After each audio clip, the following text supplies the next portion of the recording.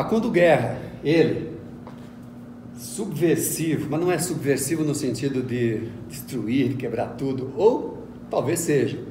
Facundo, cara, estou feliz por tê-lo aqui. Imagina, obrigado a você pelo convite.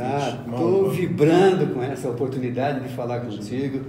Eu encontrei na tua obra, Facundo, o que eu venho buscando há muito tempo.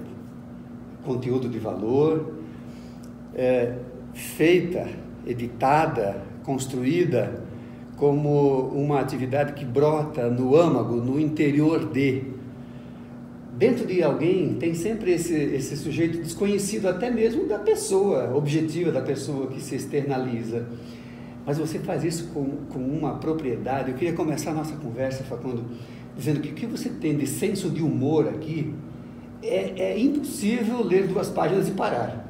Porque é uma diversão, a leitura ela é boa, agradável e é uma diversão, é sensacional. Em primeiro plano, cumprimentos pelo livro. E me fale um pouco, Facundo Guerra, Empreendedorismo para Subversivos. Como é que saiu essa obra? Como é que surgiu isso?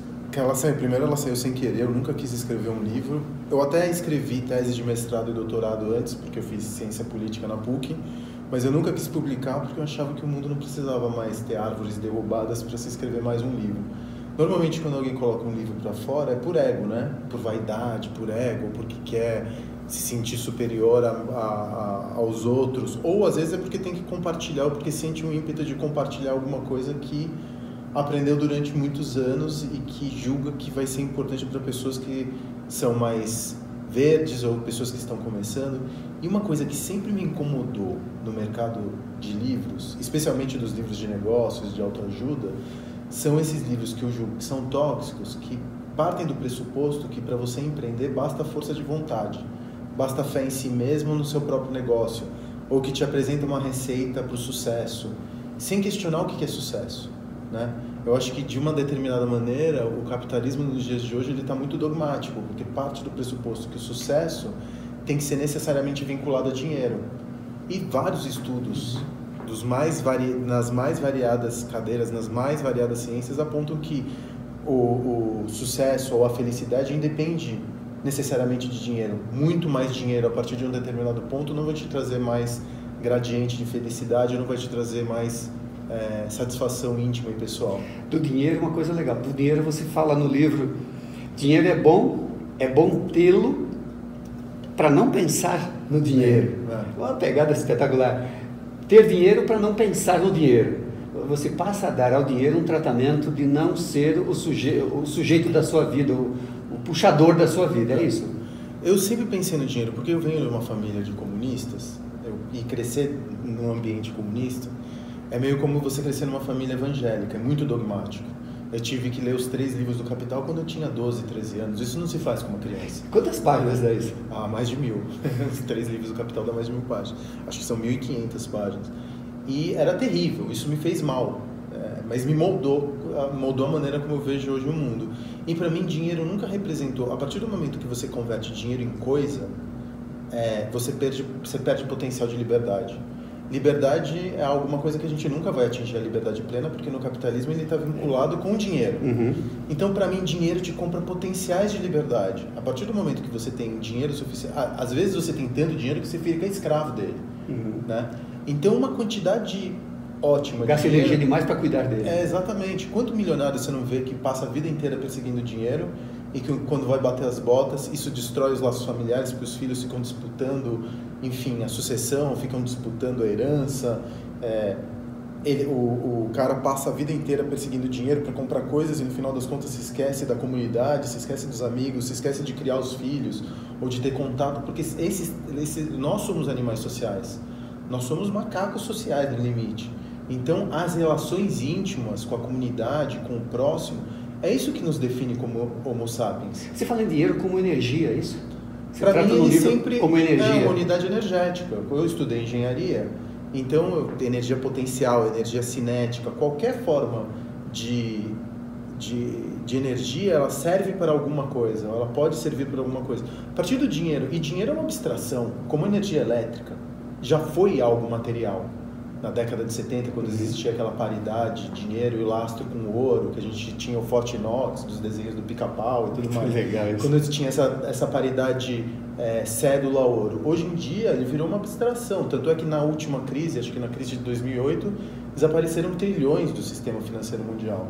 Então ele é uma pura abstração, é um algoritmo dentro de um servidor em algum lugar que você nunca vai entender onde é, e as regras do dinheiro do mercado financeiro já não são nem mais regidas por humanos, são regidas por inteligências artificiais. As compras e vendas de ações, das microtransações, é um sistema tão complexo que a gente, os homens comuns, a gente já não domina mais as regras. Essas regras são... Aí você coloca o perigo de você ficar subordinado, ficar escravo desse dinheiro.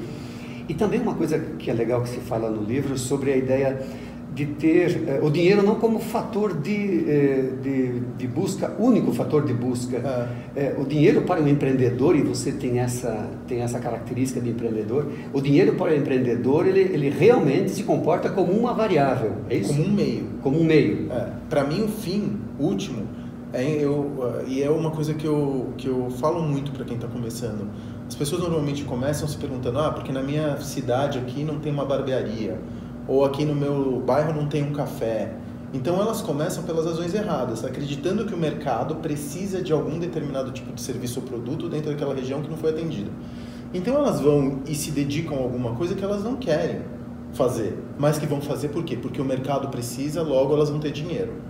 Muitas vezes isso se mostra errado, porque elas não estudaram direito o mercado, ou porque o mercado não está nem um pouco se importando com aquilo que elas querem colocar para fora. Ou porque um dos teus P's, que você coloca os 3 P's com muita propriedade, um dos teus P's é problema. Eu vou entrar nessa linha de raciocínio, porque é uma linha de raciocínio que vocês vão ver que vale muito a pena entrar nesse universo e buscar a profundidade desse conteúdo. Um dos teus P's é o problema, que você, com muita propriedade, diz o seguinte: quando ele é só seu, quando é uma discussão que é só tua, fica restrito e com possibilidade de não dar certo. Mas quando isso vira uma coisa de comunidade, quando o problema a ser resolvido importa para uma comunidade, você entra por um caminho muito mais promissor. A ideia do primeiro P, do P do problema, nós vimos da ideia da fala do dinheiro como um fator, como um dos elementos, né? Agora, o problema em si, um dos elementos é problema. O dinheiro, muitas vezes, as pessoas atribuem a ele o significado, o sentido de problema. Mas não é esse que você atribui à questão do problema que você levanta. Qual é? O que acontece é que a gente vive num mundo imperfeito. O mundo está coalhado de oportunidades de você refinar a maneira como a gente faz as coisas. Então, a partir do momento que você identifica que algo não está refinado a ponto de estar no sentido ótimo, o que eu digo de sentido ótimo? É gastar o mínimo de energia necessária. Isso eu tenho da engenharia. Quando você tem um problema para resolver na engenharia, você tem múltiplas soluções. Só que tem sempre a solução elegante, que é aquela solução em que você despende a menor quantidade de energia para ter o resultado que você deseja. O termo elegante é uma coisa bacana, boa de usar. Sintético, quase, muito sabe? Boa. Porque se você gasta mais energia para resolver um problema do que o problema em si apresenta, logo você está criando um outro problema. E muita gente cria um outro problema no sentido de tentar resolver um problema. Por exemplo, outro dia eu vi que um sujeito estava fazendo, que é super inovador, pizza de sushi.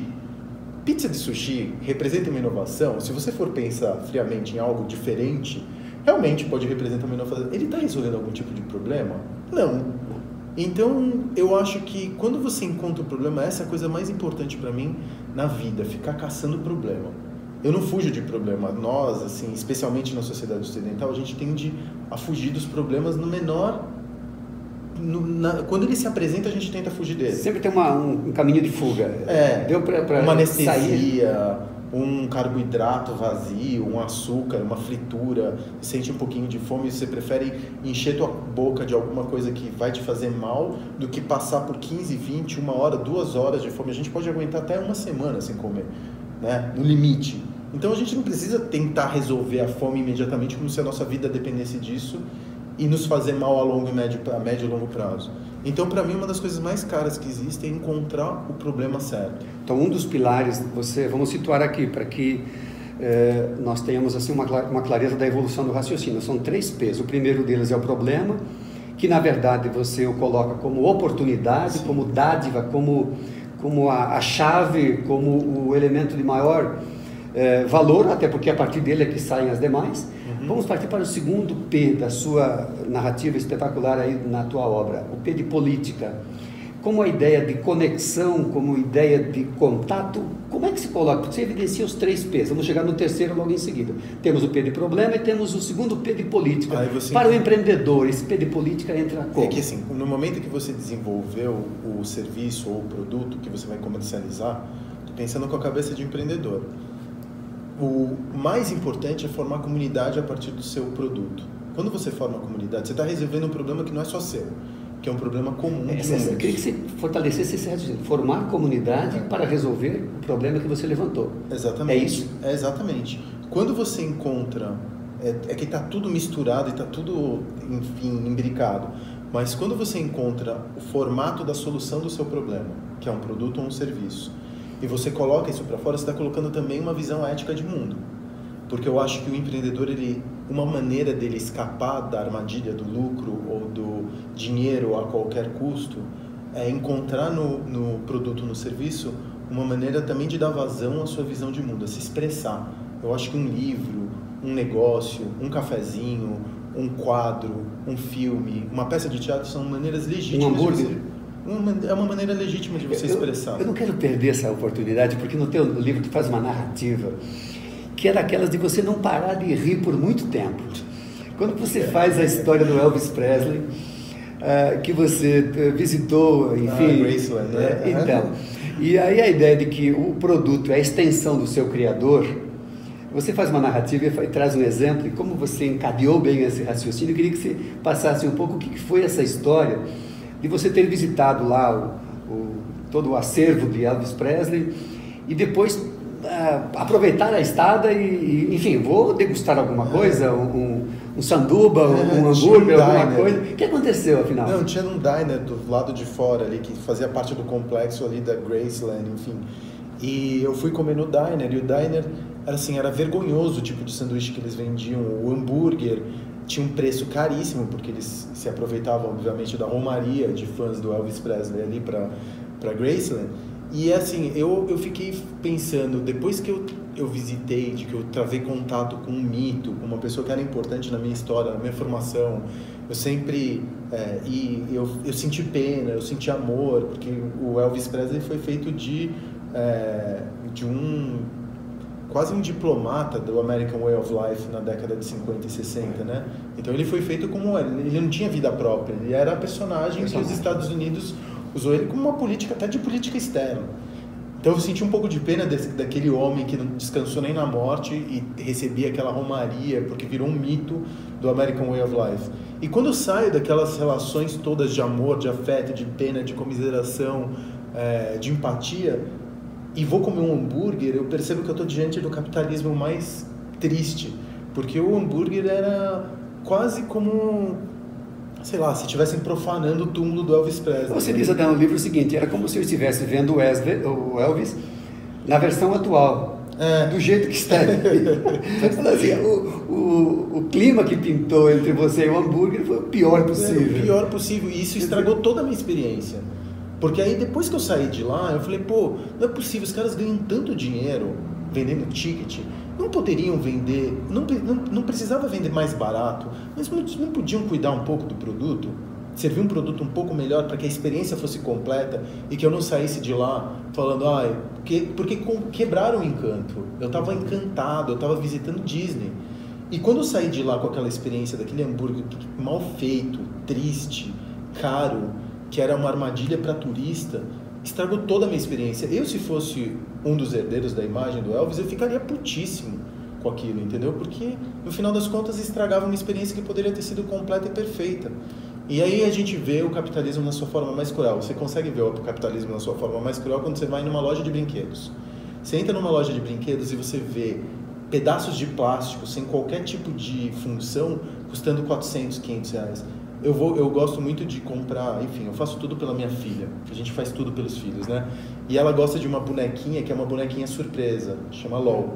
E aí você já viu isso, né? Sensacional. Cara, aquilo ali é caça-níqueis, por quê? Ele tem o mecanismo da recompensa aleatória que você tem nos caça-níqueis. Então você abre a LOL, sem saber se é uma LOL especial, super especial, VIP. Eles hierarquizam a LOL por categorias e a criança abre esperando uma LOL Super VIP que nunca vem. Então você constrói ali um mecanismo de recompensa aleatória que você encontra nas máquinas de caça-níqueis, que você encontra no Instagram, que é uma maneira perversa de viciar a criança. Então você muitas vezes entra numa loja de brinquedos e você se depara com a pior faceta do capitalismo. Eu não estou dizendo que o capitalismo é ruim, de maneira nenhuma. É a melhor maneira que encontramos historicamente de trocarmos energias e funcionarmos como uma sociedade. Só que ele tem aspectos feios. E eu acho que falar dos aspectos feios do capitalismo não cria um demérito ao capitalismo. Eu acho que é uma maneira que a gente tem que refinar o capitalismo. A melhoria passa por aí. Sim. A ideia da política, só para fechar então, é no sentido de ser uma relação, de ser uma espécie de contato estabelecido com o meio onde você está. Sim. Então nós temos o P de problema, o P de política, que formam o segundo pilar, e o terceiro P, o P de propósito. No livro você deixa muito claro, é impossível, para o Facundo pelo menos, e claro para boa parte da humanidade que despertou para isso, é impossível trabalhar desprovido de propósito. Que é uma palavra muito gasta hoje em dia. Porque foi usada de maneira muito aberta, muito ampla. O que é o propósito para mim? A gente olha para fora antes de empreender. O que o mercado quer? O que o público-alvo quer? O que as pessoas querem? Procurando legitimação através de dinheiro, procurando legitimação através de liberdade, que eu vou me ver livre do patrão. As razões são sempre externas. E isso é fonte de decepção constante. Enquanto que a razão, eu acredito que deve ser interna. O que eu sei, o que tem na minha história particular, na maravilhosa história particular de cada humano que existe, que é única e linda, o que tem de mais íntimo em mim que eu quero compartilhar com o resto do mundo, que eu quero colocar para fora? Porque a partir do momento que você encontra essa vocação, essa história íntima que você quer compartilhar com teus pares, com a tua comunidade, dinheiro não vai ser tão mais importante. Porque você se realiza contando essa história.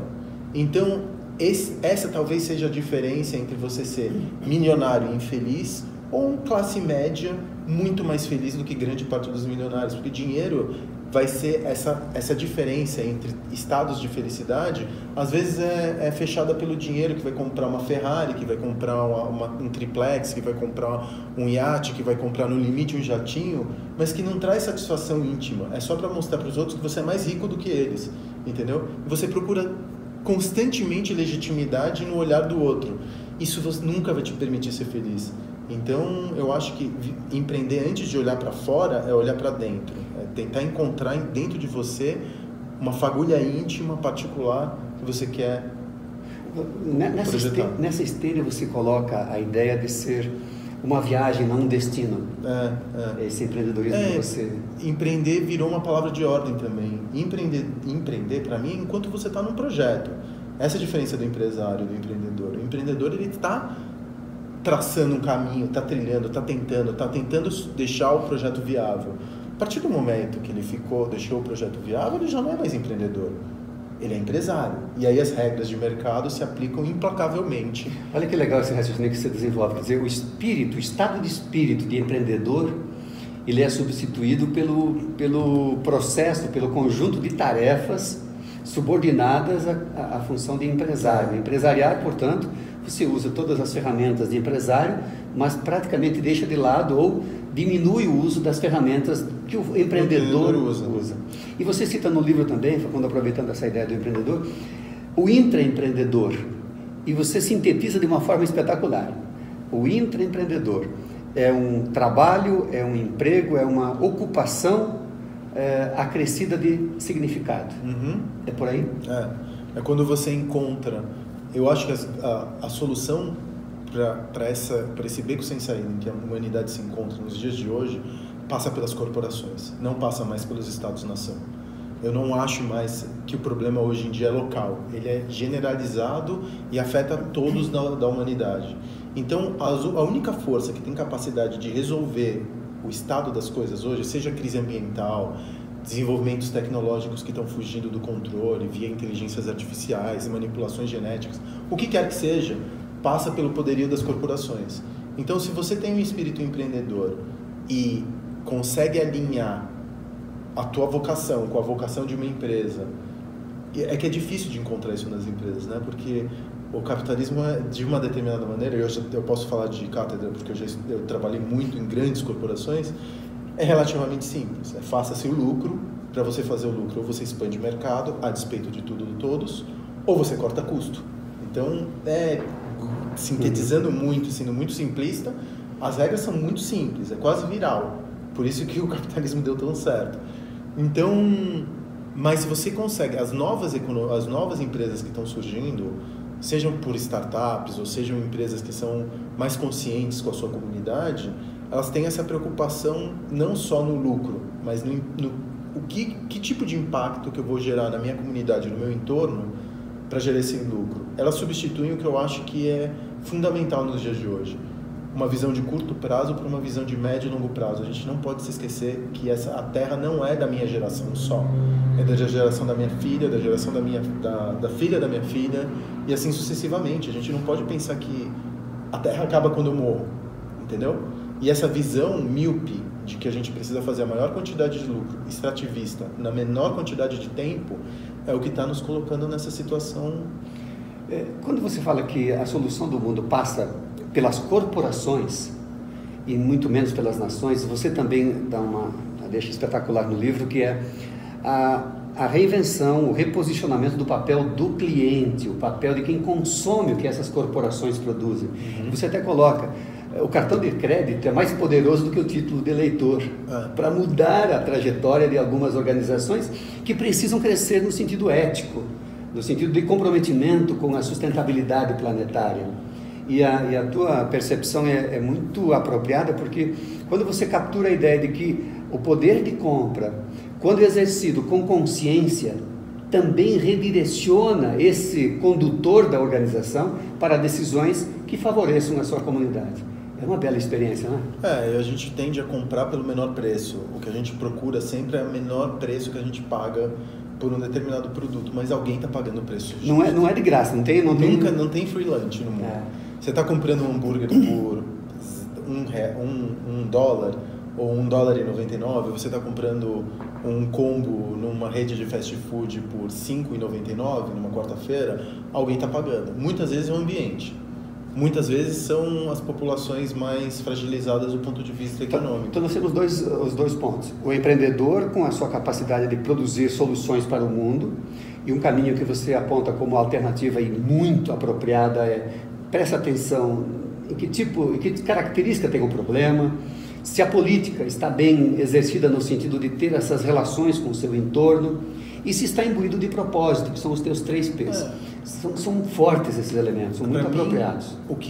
A grande diferença de visão de mundo é a seguinte: o empreendedor ele tem uma relação ética com o seu entorno, ele tem um comprometimento com a sua comunidade, e ele entende que o lucro não pode vir a qualquer custo, porque ele não tem mais ninguém a dar satisfações senão a si próprio, a sua própria consciência e a sua comunidade. Enquanto que as grandes corporações, porque elas são desprovidas de rosto, porque elas são governadas pelas leis do mercado de procura e pelos acionistas e pelos stakeholders, e tudo isso é muito imaterial e muito intangível e muito espalhado e distribuído no mundo, elas têm a única preocupação com o valor da bolsa, do papel na bolsa, ou do lucro, independentemente do que venha, né? Então as corporações elas são desprovidas de ética.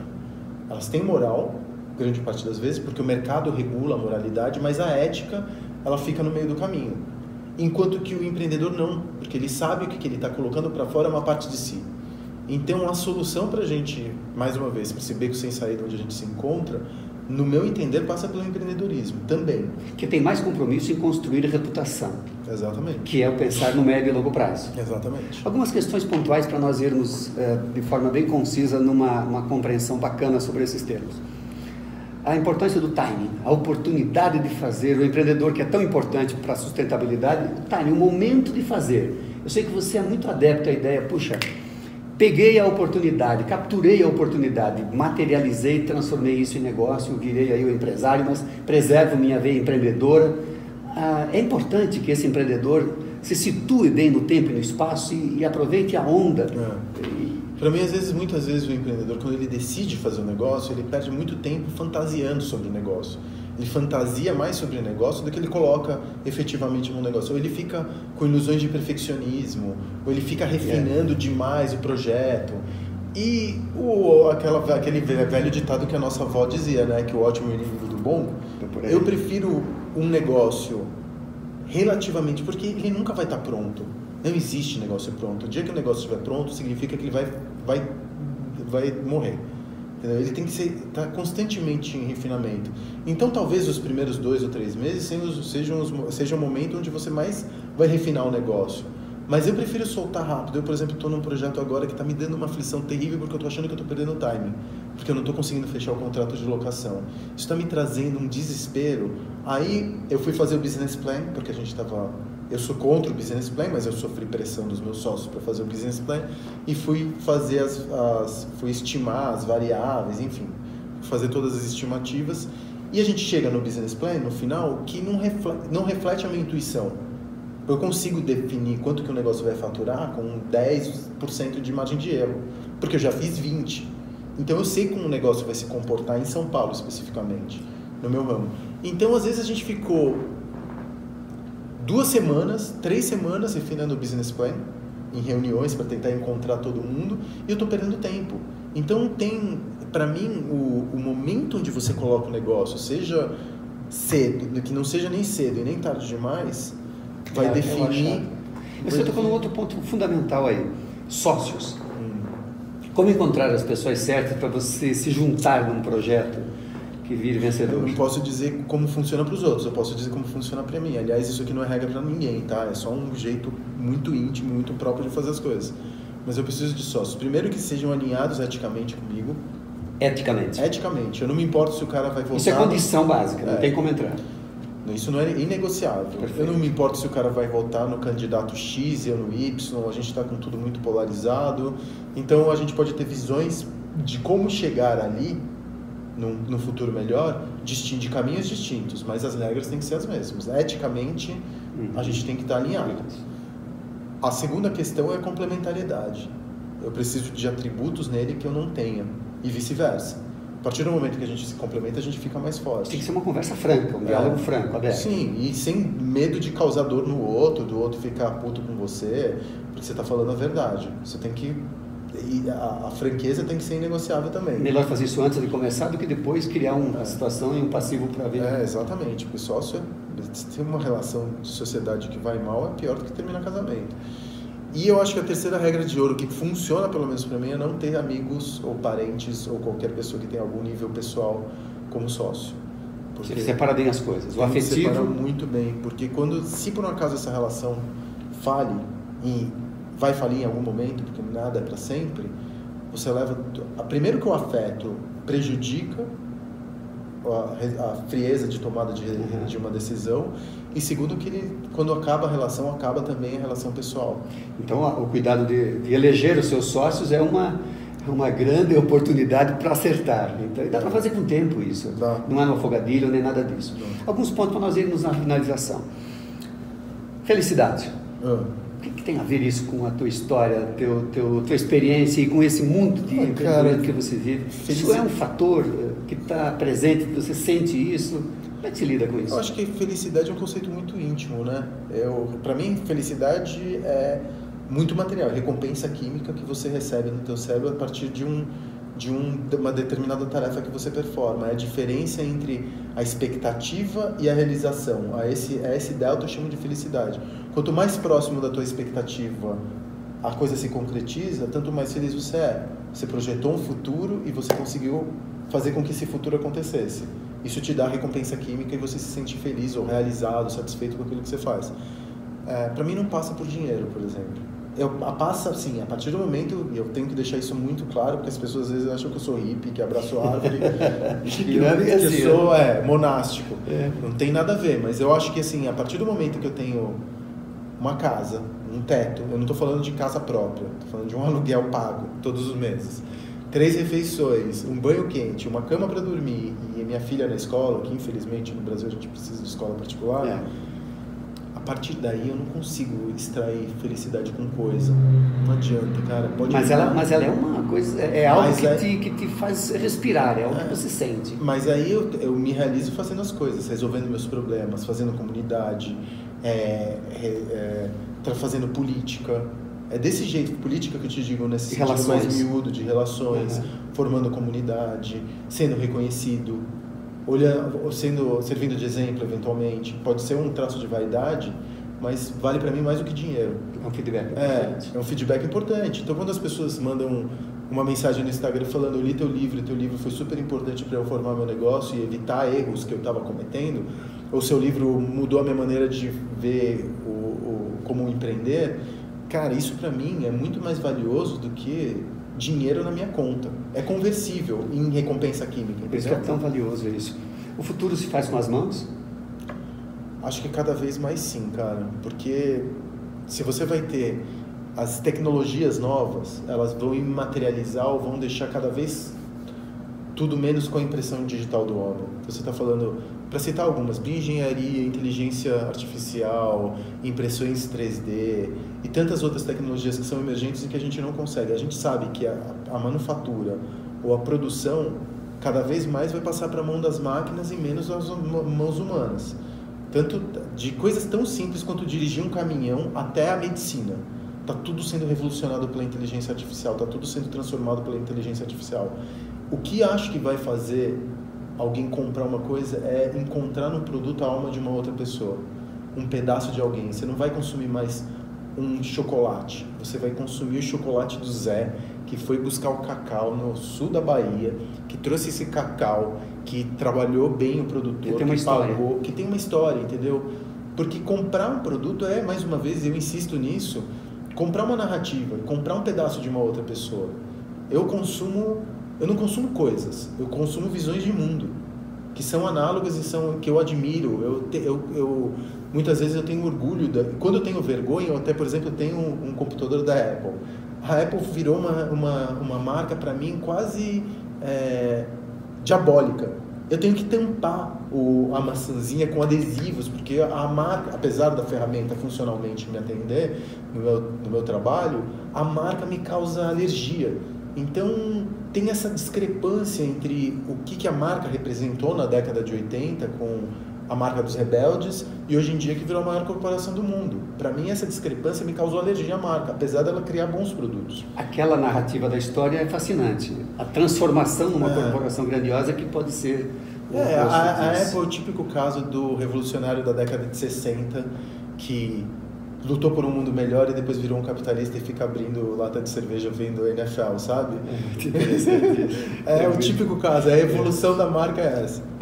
Bom, só para nós irmos nessa direção de fechamento aí, você fala em inovação e você diz que a inovação é uma covardia para a competição, quer dizer, os inovadores saem na frente.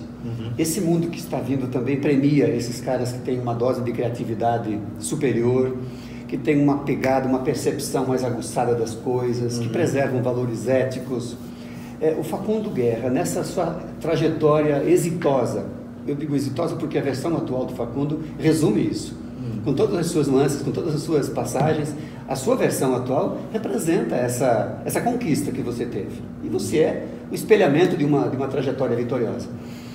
Essa coisa toda de chegar até aqui, trazendo com você essa bagagem de inovador, de empreendedor, de criativo, de uma série de atributos, como é que se consegue hoje transmitir isso para as pessoas como um valor, como um elemento de diferenciação?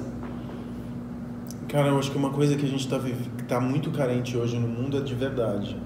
A gente está vivendo na época da pós-verdade, a gente já não sabe mais o que é verdade e o que é mentira, se eu estou tentando fazer isso para vender um livro, se eu pintei de rosa porque eu queria chamar atenção, se eu chamei de subversivo só para vender livro. A gente está muito hoje cruzado por interesses, mentiras, a nossa sociedade está muito impregnada de mentira o tempo inteiro, né? A gente já não sabe mais o que é fato. E eu me livrei dessa necessidade da verdade absoluta, aquela verdade de Deus. Eu cortei relação com essa verdade e falei assim, tem uma verdade que é minha, que é íntima, que não é dogmática. Não estou dizendo, siga esse caminho. Olha para o meu caminho e vê se daqui você consegue tirar alguma coisa que pode servir para o teu caminho, mas trilhe o seu caminho. A inspiração é muito particular. É muito íntima. E esse que é o erro da maior parte dos livros de empreendedorismo, dizer que existe um caminho. Não existe um caminho. Não é uma ciência exata. Porque se fosse uma ciência exata, não existiria para pessoas comuns como nós, entendeu? De qualquer maneira, pense muito antes de empreender, é o que você diz aqui. E se prepare. É um mundo de oportunidades, mas é é talvez o momento de maior entrega que se deve ter para conseguir dar conta. Cara, é assim, aquela experiência que vai te marcar pelo resto da vida, é como ter um filho, você nunca mais se esquece. Agora, eu vou dizer a você, Facundo, a leitura que fiz de Facundo Guerra, Empreendedorismo para Subversivos, foi uma diversão, porque é agradável de ler. O senso de humor que você emprega na tua obra é algo extraordinário, é desejável ter isso. Tem dicas espetaculares, vou colocar aqui, bons conselhos que você diz que eu vivi e que eu tirei proveito e coloco aqui.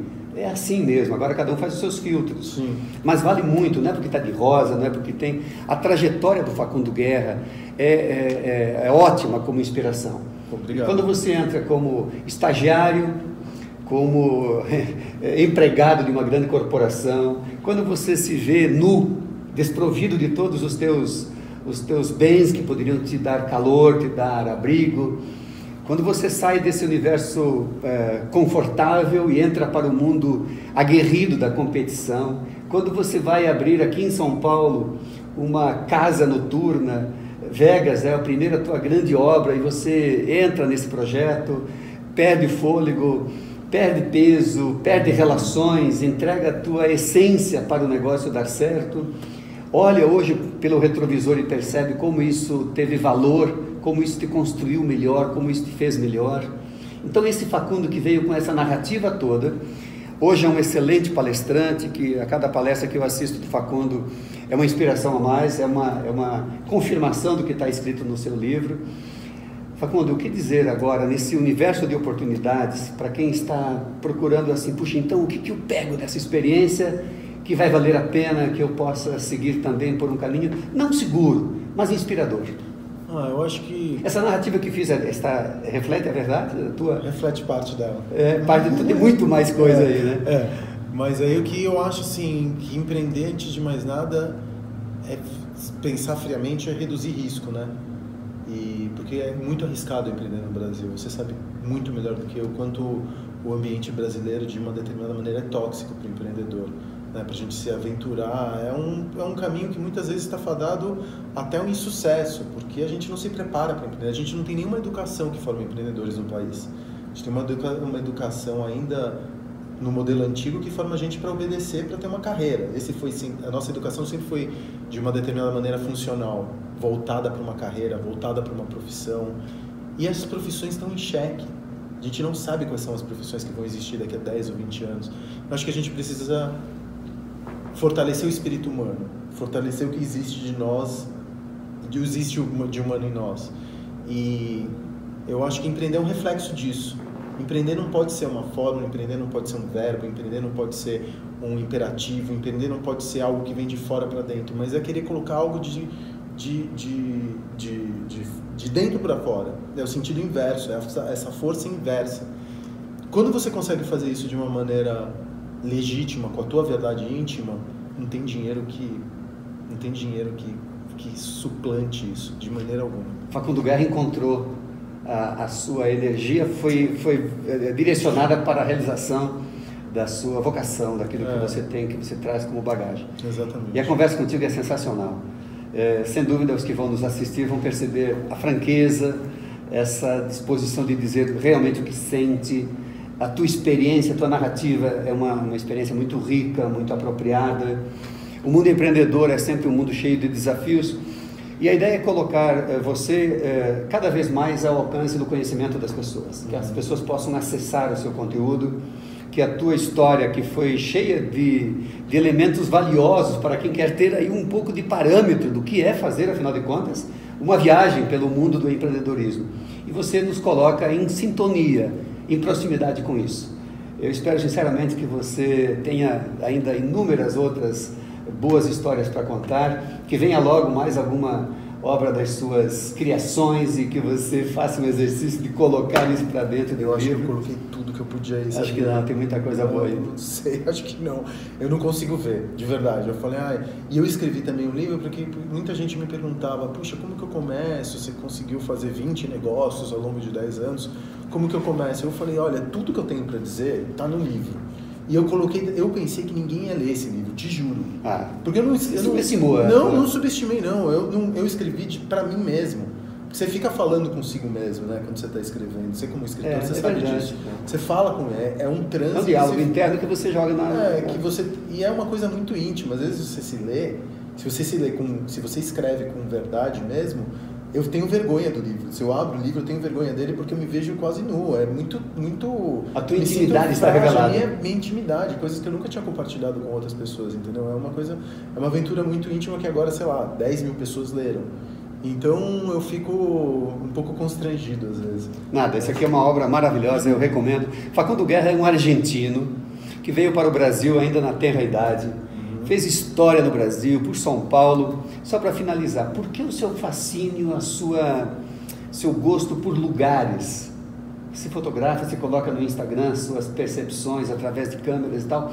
Por que esse fascínio por lugares? Isso está conectado com o teu interior, com teus valores? Acho que um lugar a gente tende a pensar arquitetura por tijolos, né? Como tijolo, argamassa, revestimento. E eu penso arquitetura como pele de um monte de humanos. Eu acho que a arquitetura ela reflete os humanos que ocupam essa arquitetura. Então, quando eu falo de arquitetura, eu falo de gente. Eu não falo de prédio. E eu sou fascinado pelos humanos. Eu amo os humaninhos. E eu gosto de montar lugares para eles se encontrarem. Então, para mim, a arquitetura reflete a pele desses humanos que se encontram. Sensacional. Tem muito mais para falar. Te agradeço muito. Obrigado a você pela oportunidade. Muito legal. Muito obrigado a você. Facundo Guerra, leitura que vale muito a pena.